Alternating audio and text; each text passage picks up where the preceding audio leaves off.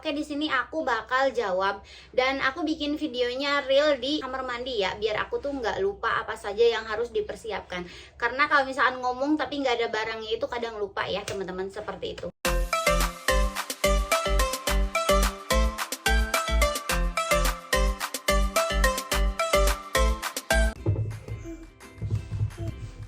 Halo, assalamualaikum teman-teman, balik lagi di video YouTube aku, Cici Lestari.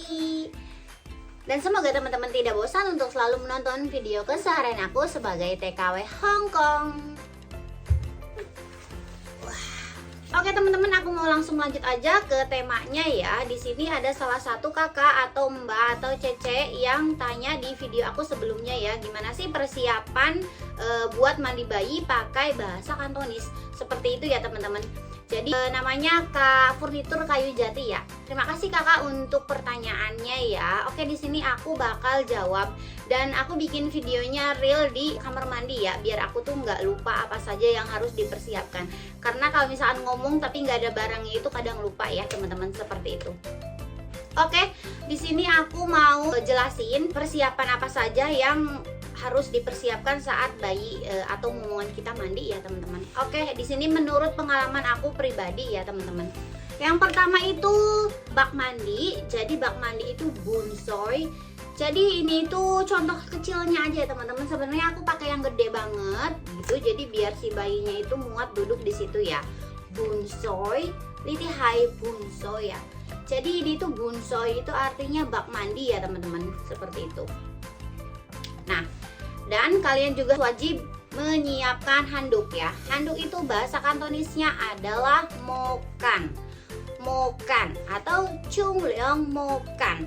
Kayak gitu ya teman-teman. Jadi anduk mandi seperti itu. Dan jangan lupa ini baju bayi ya teman-teman. Jadi ini perlengkapan bayinya. Aduh, jatuh. Jadi ini perlengkapan bayinya seperti celana bayi ya. Ini celana bayi bahasa Kantonisnya adalah pipifu. Jadi celana bayi itu pipifu ya teman-teman. Jadi nah seperti ini pipifu. Kalian harus menyiapkan celana bayi. Terus kalian juga harus menyiapkan popok bayi atau pampers bayi. Ini bahasa Kantonisnya ada liubin. Bahasa Kantonisnya adalah liubin ya teman-teman, liubin. Terus lanjut kita ke baju. Nah ini baju bayi, anggap aja ini satu baju ya. Pipisam ya teman-teman, ini pipisam. Jadi baju bayi itu pipisam. Lanjut kita ke kaos kaki ya. Nah jangan lupa kaos kaki ya teman-teman, penting banget karena bayi harus pakai kaos kaki seperti ini. Ini contoh kecilnya aja ya teman-teman, kaos kaki. Kalian mau pakai kaos kaki yang tebal atau yang tipis itu terserah kalian dan tergantung majikan kalian nyuruhnya tuh seperti apa, kayak gitu ya teman-teman. Nah ini kaos kaki adalah mat. Semua kaos kaki itu disebut mat ya teman-teman. Kalau misalkan agak tebal ya haumat ya, haumat. Seperti itu. Nah jangan lupa kalian juga harus siapin anduk kecil buat ngelap si muka bayi, terus badan bayi ya teman-teman. Jadi sambil dielap kayak gitu mukanya, sambil dielap kayak gitu. Terus di shampoo terus sambil dielap juga. Seperti itu ya teman-teman. Ini anduk kecil namanya mokancai. Mokancai ya teman-teman. Mokancai. Lalu kita siapin juga ini shampoo atau sabun atau yang 2-in-1 ya teman-teman. Jadi disebutnya itu satu aja, sai dao soy. Jadi sai dao soy itu adalah shampoo ya teman-teman. Nah ini adalah shampoo. Nah kalian bisa pakai yang 2-in-1 atau bisa pakai yang misah, itu terserah kalian ya teman-teman. Seperti ini.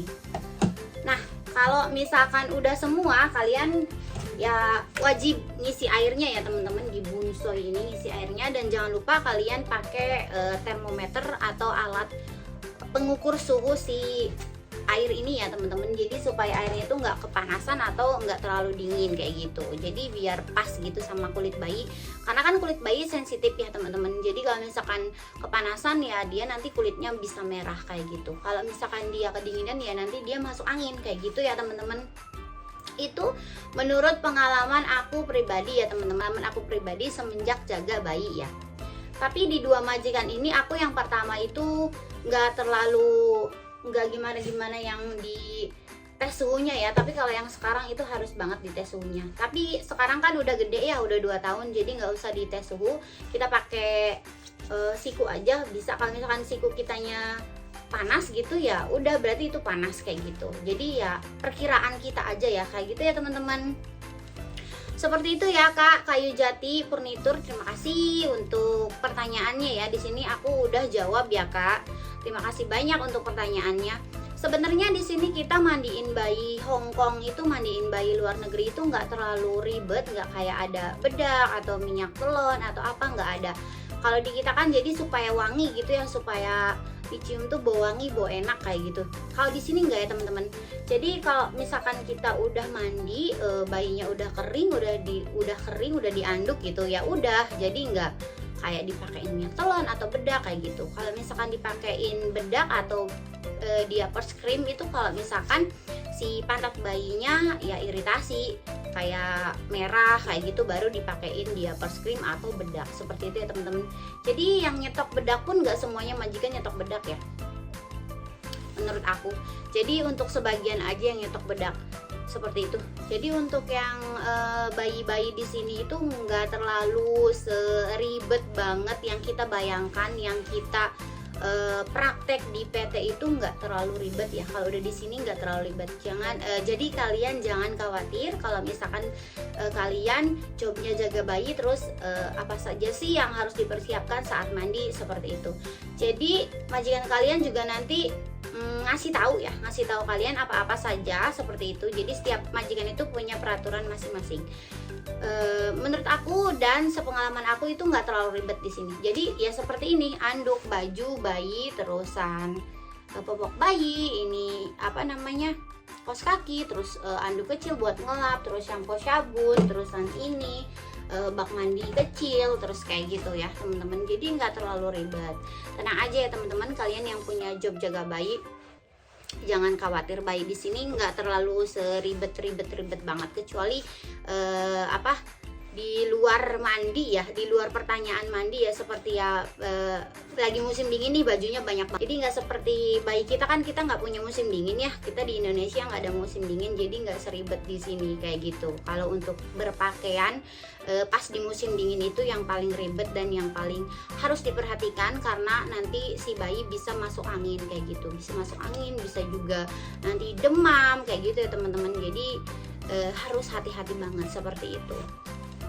Terima kasih ya Kakak Furnitur Kayu Jati untuk pertanyaannya. Dan kalian yang mau bertanya seputar pekerjaan di Hongkong dan itu mencangkup jaga bayi atau jaga anak, insya Allah aku bisa jawab ya sepengalaman aku pribadi ya teman-teman, seperti itu. Terima kasih buat kalian yang sudah menonton. Jangan lupa like and subscribe video YouTube aku, dan jangan lupa juga tekan tombol loncengnya supaya nggak ketinggalan video terbaru dari aku ya teman-teman. Terima kasih untuk kalian. Sampai ketemu di video selanjutnya. Wassalamualaikum warahmatullahi wabarakatuh. Bye bye.